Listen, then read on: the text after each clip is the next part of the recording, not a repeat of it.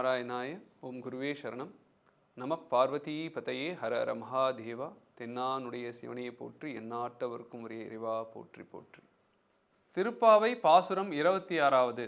மாலே மணிவண்ணா மார்கழி நீராடுவான், மாலே மணிவண்ணா மார்கழி நீராடுவான், மேலையார் செய்வனகள் வேண்டுவன கேட்டீயேல், மேலையார் செய்வனகள் வேண்டுவன கேட்டீயேல், ஞானத்தை எல்லாம் ஞானத்தை எல்லாம் நடுங்க முரல்வன, ஞானத்தை எல்லாம் நடுங்க முரல்வன, பாலன்ன வண்ண துன் பாஞ்சஜன்யமே, பாலன்ன வண்ண துன் பாஞ்சஜன்யமே, போல்வன சங்கங்கள் போய்பாடு உடையனவே, போல்வன சங்கங்கள் போய்பாடு உடையனவே, சால பெரும் பறையே பல்லாண்டு இசைப்பாரே, சால பெரும் பறையே பல்லாண்டு இசைப்பாரே, கோலவிளக்கே கொடிய விதானமே,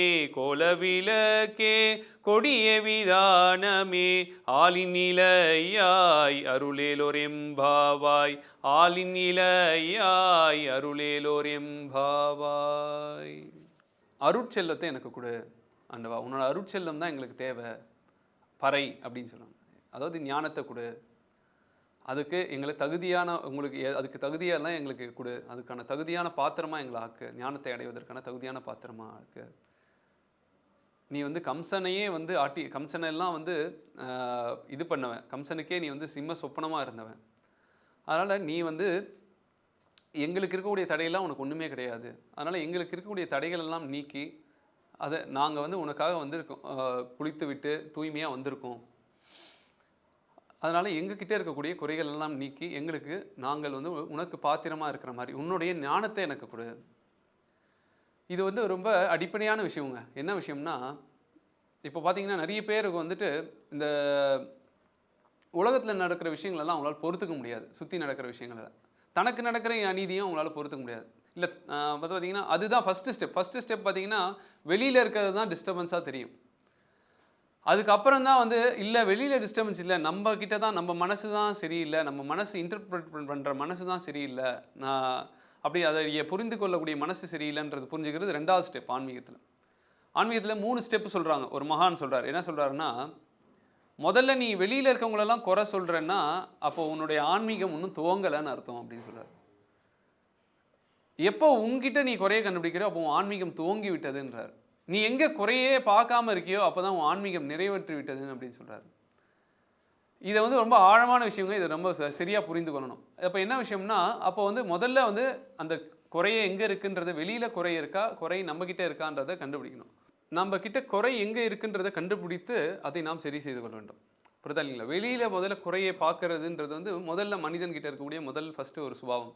அதுக்கப்புறம் இல்லை, அதை புரிந்து கொள்ளக்கூடிய மனதில் தான் குறை இருக்குது. இது எதுக்காக சொல்கிறோன்னா, இப்போ நம்ம நிறைய பார்க்குறோம், சில பேர்லாம் வந்து என்ன பண்ணிக்கிறாங்கன்னா, இந்த உலகத்தில் இருக்கக்கூடிய துன்பங்களை பார்த்த உடனே அவங்களுக்கு சங்கடமாக இருக்குன்னு சொல்லிட்டு சூசைட் பண்ணிக்கிறாங்க. நிறைய பார்க்குறோம், தீ மூட்டி எரிஞ்சிக்கிறாங்க, அப்புறம் மேலேருந்து விழுந்துடுறாங்க. இல்லை இந்த மாதிரி நிறைய பார்க்குறோம் விபத்து. எதனால்? அவங்களால ஒரு சின்ன விஷயத்தை தாங்கிக்க முடியலை. துன்பத்தை, சின்ன துன்பத்தை திடீர்னு வேலையிலேருந்து ஆளை நீக்கிட்டாங்க, தான் அடுத்த நாள் மரணம் ஆயிடுறாரு ஒருத்தர். இல்லை இவர் கணவர் ஏமாற்றிட்டார், காதலன் ஏமாற்றிட்டா, காதலி ஏமாற்றிட்டா, மரணம். இல்லை உலகத்தில் நிறைய ஒரு துன்பம் நடக்குது, மரணம். இந்த மாதிரி நிறைய வேடிக்கையாக மரணங்கள் வந்து நடந்துட்டு இருக்கு. இங்கே என்ன விஷயம்னா, நமக்கு அருளை கொடுக்க வேண்டியது ஒரு விஷயம் அப்படி யாருன்னா, இங்கே மாதா பிதா குரு தெய்வம் சொல்லுவாங்க. அப்பா அம்மா, குரு, தெய்வம். தெய்வங்கள் வந்து நிறைய வந்து கொடுத்துட்டு போயிட்டாங்க. பகவத்கீதை, அப்புறம் அவர்களுடைய அடியார்கள்லாம் வந்து திருக்குறள், அப்புறம் வந்து ஆண்டாள் திருப்பாவை, அப்புறம் திருவாசகம், அந்த மாதிரி நமக்கு வந்துட்டு நிறைய நூல்களை கொடுத்துட்டு போயிருக்காங்க. நமக்கு உபநிஷதங்கள், பிரம்மசூத்திரம்லாம் கொடுத்துருக்காங்க. ஆனால் இதை எடுத்து கூற வேண்டியது யாரோட கடமை? குருவோடைய கடமை, பெற்றோரோட கடமை. இதை சொல்லித்தரலைன்னா என்ன ஆகும்? சொல்லித்தரலைன்னா குழந்தைகள் என்ன பண்ணுவாங்கன்னா, ஒரு துன்பம் வந்தால் தாங்கிக்க முடியாது. இப்போ ஆண்டாள் என்ன சொல்கிறாருன்னா, முதல்ல அடிப்படையாக துன்பத்தை தாங்கிக் கொள்வதற்கு நாங்கள் வந்து இறைவனை நாடி போகணுன்றதை நமக்கு சொல்கிறா. அது தூய மனதோடு போகணுன்றா. நம்மக்கிட்ட வந்து எதையும் மனசில் வச்சுக்காமல் தூய மனசோட போகணும். நம்மகிட்ட எந்த ஒரு இதுவும் இல்லாமல், ஒரு கர்வமும் இல்லாமல் எல்லாத்தையும் விலக்கிட்டு இறைவன்கிட்ட போகணும் அப்படின்றத சொல்லி கொடுக்குறார். அதே மாதிரி 2வது இந்த பாடல் என்ன சொல்கிறான்னா, எனக்கு வந்து எப்பயுமே வந்து நான் பேசுறது எல்லாமே மங்களமா இருக்கணும். எல்லாமே உன்னை பற்றி தான் இருக்கணும். நான் பார்க்குறதெல்லாம் நீயா இருக்கணும். நான் கேட்குறதெல்லாம் நீயா இருக்கணும். நான் பேசுறதெல்லாம் நீயா இருக்கணும். அப்பனா என்னன்னா சத்தியமா இருக்கணும்ன்றது தான் இங்க விஷயம். புரியுதா இல்லைங்களா? நான் வந்து முதல்ல வந்து எல்லா இடத்துலயும் இறை ஞானத்தை பார்க்கணும். அதே நேரத்தில இறை ஞானம் என் வாயிலிருந்து பேசணும். அதே அது சிந்தனையில இருக்கணும். புரியுதா இல்லைங்களா? அப்ப என்னன்னா, அப்ப அப்படின்னா என்ன அர்த்தம்னா, பொய் பேசக்கூடாது, தேவையில்லாத விஷயங்கள பேசக்கூடாதுன்னு நமக்கு நெறைய பேச்சு கம்மியாயிடும். நாம் வீண் பேச்சு பேசணும்னா நெறைய பேசிட்டே இருக்கலாம். ஆனால் பொய் பேசக்கூடாது, நான் ஒரு சத்தியம் தான் பேசணும்னா நம்ம பேச்சு நெறைய கம்மி பண்ணிடுவோம். இங்க வந்து நம்மளுடைய இந்தியாவுடைய இதுவே பார்த்தீங்கன்னா, "சத்தியமேவ ஜெயதே" அப்படின்னு சொல்றாங்க. சத்தியம் தான் ஜெயிக்கும் அப்படின்றதோட பொருள் என்னன்னா, இதோட அர்த்தம் என்னன்னா சொல்லுவாங்கன்னா, யார் மனதில் சத்தியத்தை கடைபிடிக்கிறானோ அவன் அவன் மனது ஜெயிக்கும் அப்படின்றது. அவன் மனது வந்து உலகத்தை ஜெயிக்கும் அப்படின்னு சொல்றாங்க. சத்தியம் தான் ஜெயிக்கும்னா அப்ப என்ன அர்த்தம்னா, அதோட மேலோக்கணம் மனதில் எவன் வந்து மனதின்னு ஒரு விஷயத்தை நாம் சேர்த்துக்கணுங்க. மனதில் யார் சத்தியத்தை கடைபிடிக்கிறானோ அவனுடைய மனது ஜெயிக்கும் அப்படின்றது தான் இங்க விஷயம். இங்க இன்னொரு விஷயம் என்னன்னா, அப்ப என்னன்னா இந்த அருட்செல்வத்தை முன்னாடி பாடல்ல கேட்டாங்க. இந்த அருட்செல்வம் என்கிட்ட நிலைத்து இருக்கணும் அப்படின்றத தான் இங்க கேட்குறாங்க. இது வந்து பாரதியாரும் அழகா கேட்கிறார். பாரதியார் வந்து எப்படி கேட்கிறாருன்னு பார்த்தீங்கன்னா, செல்வங்கள் கேட்டால் நீ கொடுக்க வேண்டும். சிறுமைகள் என்னிடம் இருந்தால் விடுக்க வேண்டும். கல்வியிலே மதியினை நீ தொடுக்க வேண்டும். கருணையினால் ஐயங்கள் கெடுக்க வேண்டும். தொல்லை தரும் அகப்பேயை தொலைக்க வேண்டும். துணையென்று நீ அருளை தொடரச் செய்தே நல்ல வழி சேர்ப்பித்து காக்க வேண்டும். நமோ நம ஓம் சக்தி என நவிலாய் நெஞ்சே அப்படின்றார். இன்னொரு பாடல் என்ன சொல்றாருன்னா, பாட்டிலே சொல்வதும் அவள் சொல் ஆகும் பயன் இன்றி உரைப்பாலோ பாராய் நெஞ்சே. பாட்டினிலே சொல்வதும் அவள் சொல் ஆகும் பயன் இன்றி உரைப்பாலோ பாராய் நெஞ்சே. பாட்டினிலே சொல்வதும் அவள் சொல் ஆகும் பயன் இன்றி உரைப்பாலோ பாராய் நெஞ்சே. கேட்டதும் நீ பெற்றிடுவாய் ஐயமில்லை கேடில்லை தெய்வமுண்டு தெய்வமுண்டு வெற்றியுண்டு. கேடில்லை தெய்வமுண்டு வெற்றியுண்டு. மீண்டும் உனக்கு உரைத்திடுவேன் ஆதிசக்தி வேதத்தின் முடியினிலே விளங்கும் சக்தி. நாட்டினிலே ஜனகனை போல் நம்மையும் செய்தாள். நாட்டினிலே ஜனகனை போல் நம்மையும் செய்தாள். நமோ நம ஓம் சக்தி என நவிலாய் நெஞ்சே.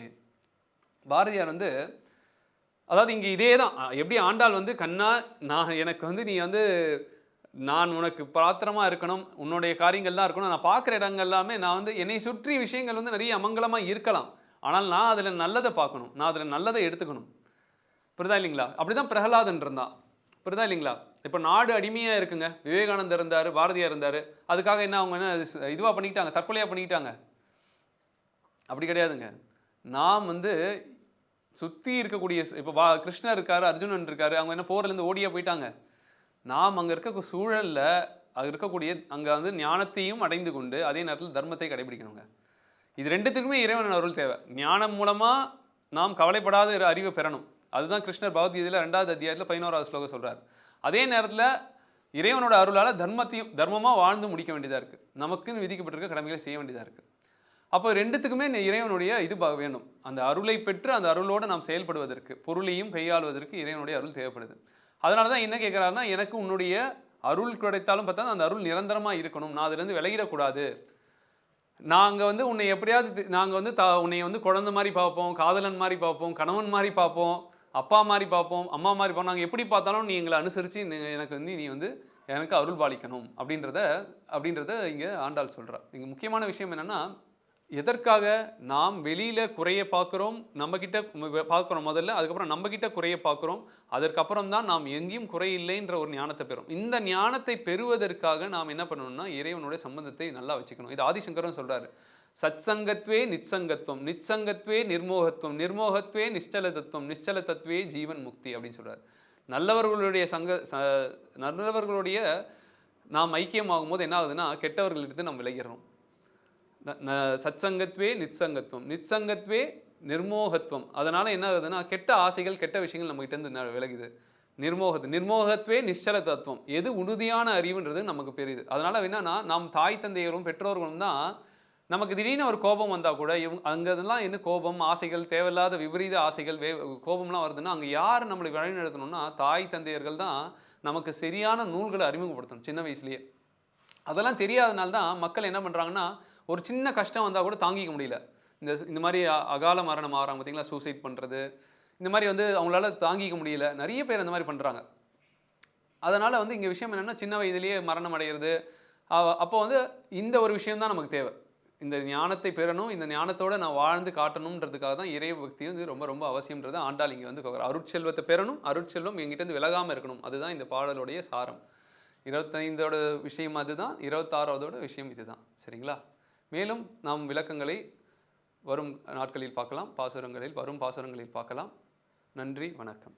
திருப்பாவை பாசுரம் 27வது. கூடாரை வெல்லும் சீர் கோவிந்தா, கூடாரை வெல்லும் சீர் கோவிந்தா, உந்தன்னை பாடிப்பறை கொண்டு யாம் பெரும் சம்மானம் நாடு புகழும் பரிசினால் நன்றாக சுடகமே தோல்வலையே தோடே செவி பூவே பாடகமே என்றனைய பல்கலனும் யாமணிவோம் ஆடை உடுப்போம் அதன் பின்னே பார் சோறு மூடனை பெய்து முழங்கை வழிவார கூடியிருந்து குளிர்ந்தேலோர் எம்பாவாய்.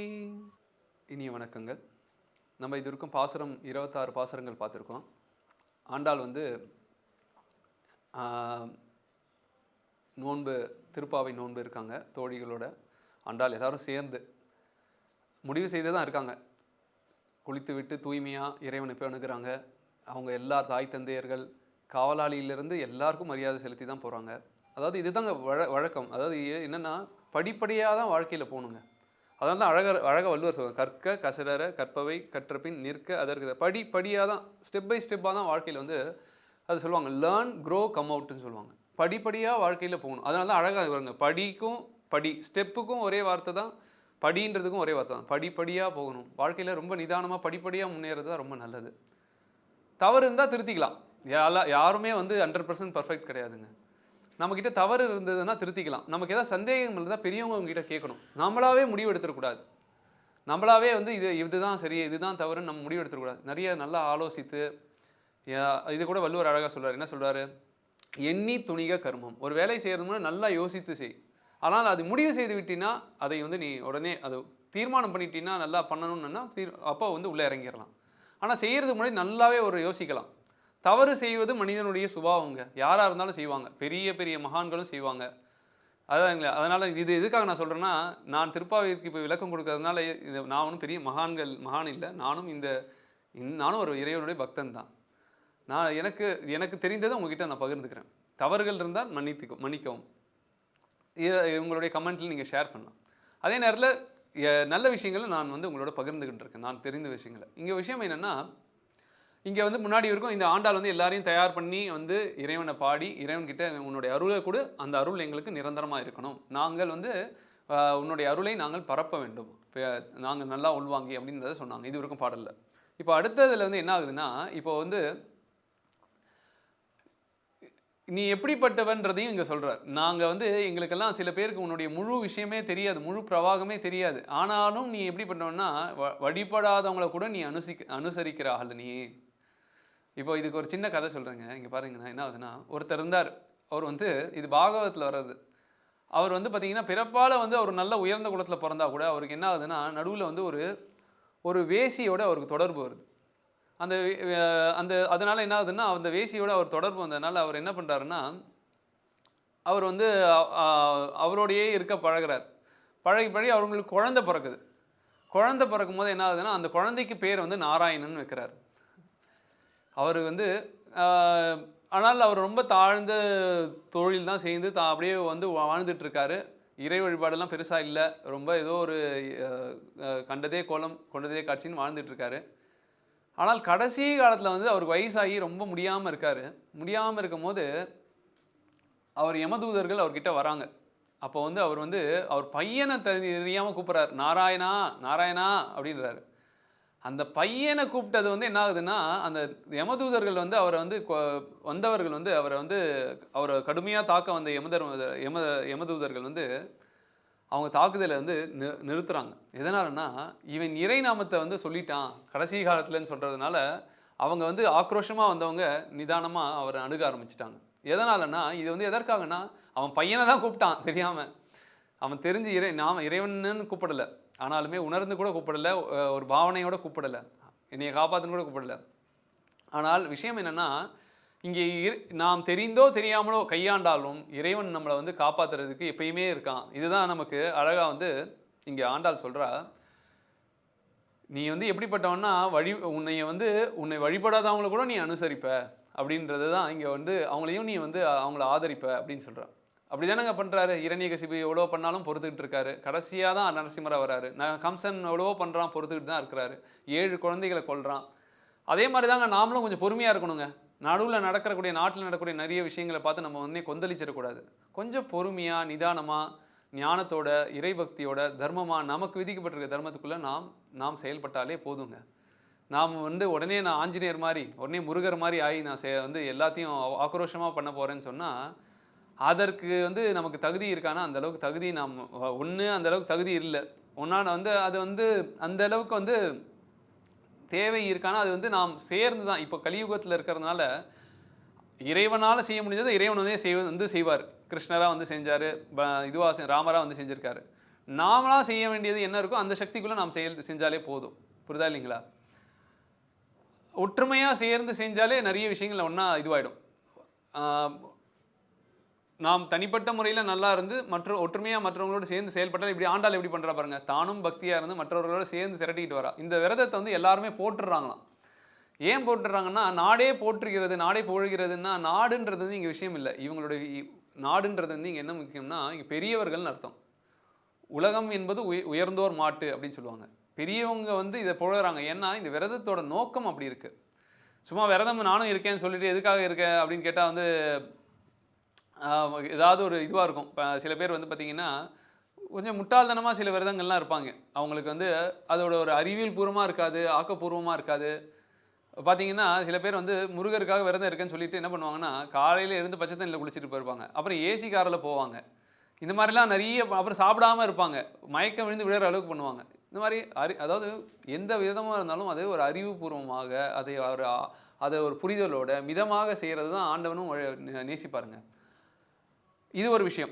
2வது விஷயம் வந்து நான் சொன்ன பார்த்தீங்க, நான் எப்படி இறைவனை வழிபடாதவங்களையும் இறைவன் ஆதரிக்கிறார்னு சொன்னேன். இதே வந்து மாணிக்கவாசகரும் சொல்கிறார். என்ன சொல்கிறாருன்னா, ஓராதார் உள்ளத்து ஒலிக்கும் ஒளியானே, உன்னை வந்து ஓதாதவர்கள் மனசுலையும் உன்னை வந்து வழிபடாதவங்க மனசுலையும் நீ தான் இருக்க அப்படின்றத சொல்கிறார்.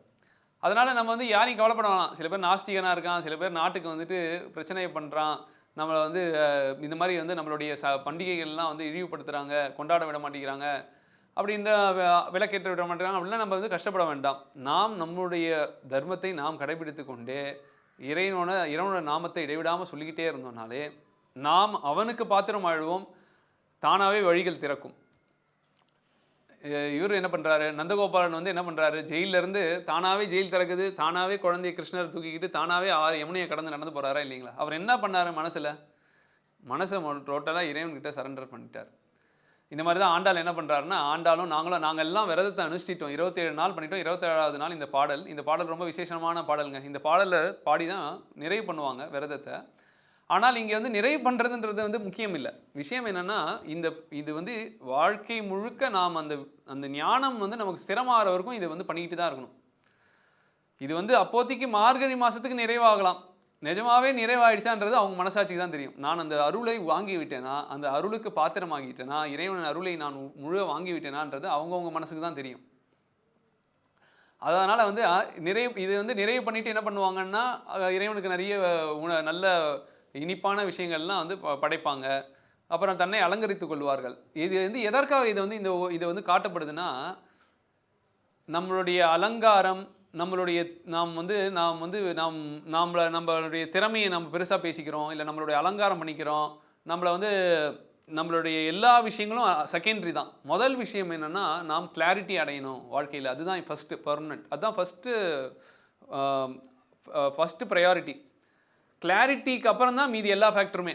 புரியுதா இல்லைங்களா? அதனால தான் பார்த்தீங்கன்னா வைஷ்ணவ சம்பிரதாயத்துலையும் இருக்கட்டும், சைவ சம்பிரதாயத்துலையும் இருக்கட்டும், அவங்க வந்துட்டு இப்போது அலங்காரத்துக்கு வந்து முக்கியத்துவம் தரதில்லை. பார்த்தீங்கன்னா நல்லா நாமம் போட்டிருப்பாங்க, நல்லா தெரிகிற மாதிரி இது வச்சிருக்காது. அது எதற்காகன்னா, நான் வந்து இறைவனை தான் முன்னிறுத்துறேனே தவிர என்னை முன்னிறுத்தவில்லை. என்னுடைய அலங்காரம்ன்றது வந்து என்னை முன்னிறுத்தக்கூடாது. இப்போ நம்ம நாட்டிலேயே என்ன பார்க்குறோம், எல்லாருமே தன்னுடைய தோற்றத்தையும் தன்னுடைய அழகையும் தான் முன்னிறுத்தணும்னு பார்க்குறாங்க. தன்னுடைய ஹேர் ஸ்டைலு, தன்னுடைய டெக்கரேஷனு, தான் எப்படி அலங்கரித்திருக்கோம், தன்னுடைய எப்படி உடல்வாகு எப்படி இருக்குன்றதை தான் முன்னிறுத்தணும்னு பார்க்குறாங்க. இதெல்லாம் 2வது பட்சங்க. இதுதான் இந்த நோம்புலேயே முதல்ல என்ன பண்ணுறாங்க, எதுவுமே நான் வந்து கண்ணுக்கு மையிட மாட்டோம், பூவிட மாட்டோம் அப்படிலாம் சொல்கிறது என்னன்னா, முதல்ல வந்து அறிவை பெறணும். மனிதனாக பிறந்தவன் வந்து முதல்ல அறிவுக்கு தான் முதலிடம் கொடுக்கணும். அதுதான் வள்ளுவரும் சொல்கிறாரு, அதுதான் ஆண்டாளும் சொல்கிறார். இதனால என்னன்னா, இந்த அருளை பெற்றுவிட்டோம்னா மீதி எல்லாமே வெற்றி தான்.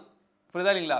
இந்த முதல் அருளை, இறைவனுடைய அருளை பெறது தான் முதல் வெற்றி. அதை அறிவில் பெற்றுட்டோம்னா அந்த அறிவுல தெளிவு, தெளிவுல வந்து உறுதி. இதுதான் முதல் வெற்றி. இதுதான் வந்து பாரதியாரும் சொல்றாரு. எப்படி சொல்றாருன்னு பார்த்தீங்கன்னா, எடுத்த காரியம் யாவினும் வெற்றி, எங்கு நோக்கினும் வெற்றி, மற்ற அங்கே விடுத்து வாய்மொழிக்கு எங்கனும் வெற்றி, வேண்டினனுக்கு அருளினன் காளி தடுத்து நிற்பது தெய்வதமெனும் சாரும் மானுடமாயினும் அக்தை படுத்து மாய்ப்பால் அருள் பெறும் காளி பாரில் வெற்றி எனக்கு வருமாறே.